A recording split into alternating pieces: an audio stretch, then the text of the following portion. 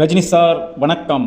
உங்களுக்கு தெரியாத உங்களை பற்றிய ஒரு விஷயம் உங்களுக்கு சொல்லட்டுமா? நீங்கள் உங்களுடைய ஆயுள் காலத்தின் நிறைவு பகுதிக்கு வந்துட்டீங்க. மரணம் என்பது எப்பொழுது வரும், எப்படி வரும்னு யாருக்கும் தெரியாது.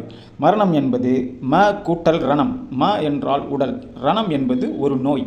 ஆனால் சிலருடைய மரணத்தை நாம் நம் கண் முன்னால் நிகழ்வதை காணலாம். மருத்துவர்கள் தினம் தினம் தங்களுடைய கண்களுக்கு முன்னால் பல மரணங்கள் நிகழ்வதை காண்கிறார்கள். அடுத்த 10 வருடத்திற்கு எனக்கு மரணம் வராதுன்னு யாராவது சொல்ல முடியுமான்னா யாராலும் சொல்ல முடியாது. ஆனால் அது உண்மை இல்லை. அடுத்த 10 வருடத்திற்கு மரணம் வரக்கூடாது என்றால் அதற்கு வழி இருக்கிறது. அதுதான் ஆயுள் தாரகை என்கின்ற சூட்சுமம். முன்னோர்களால் மறைக்கப்பட்ட வழி. நம் முன்னோர்கள் எவ்வளவு காலம் வாழ வேண்டுமோ அவ்வளவு காலம் ஜீவனோடு வாழ்ந்தார்கள்.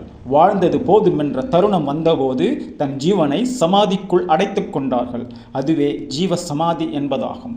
ஒரு மனிதன் தான் ஆரோக்கியமாகவும் இளமையாகவும் வாழ்வதற்கு எப்படி ஒரு உணவு கட்டுப்பாடு, உடற்பயிற்சி கட்டுப்பாடு, மனப்பயிற்சி கட்டுப்பாடு என்பதற்கெல்லாம் வழி இருக்கிறதோ அதுபோன்றதொரு வழிதான் இந்த ஆயுள் தடை வழி. இந்த ஆயுள் தாரகை ஒவ்வொரு மனிதனின் ஆயுள் நிறைவு பகுதி வரும்பொழுது மட்டுமே இயங்கும். இயங்கிய 3 மாதங்களுக்குள் மரணத்தை உண்டாக்கும்.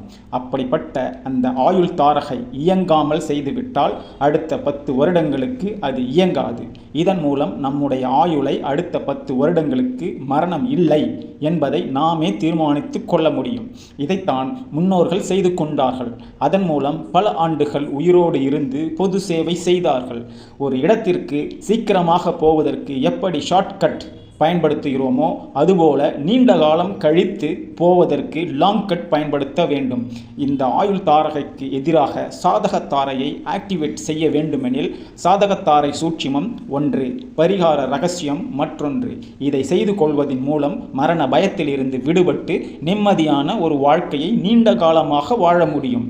இப்படிப்பட்ட வாழ்க்கைக்கு நீங்கள் விரும்பினால் உங்களுடைய ஆயுள் தாரகை மற்றும் உங்களுடைய சாதகத்தாரகை சூட்சுமம் ரகசியம் பரிகாரம் உங்களுக்கு ஆயுள் தீர்க்கத்தை கொடுக்கும். ஆகவே இந்த விஷயத்தை நீங்கள் தெரிந்து கொண்டீர்கள் அல்லவா? இதைத்தான் நான் உங்களுக்கு சொல்ல விரும்பினேன். இனி உங்கள் ஆயுள் மற்றும் உங்கள் மரணம் உங்கள் கையில். நீங்களே தீர்மானித்துக் கொள்ளுங்கள். நன்றி, வணக்கம்.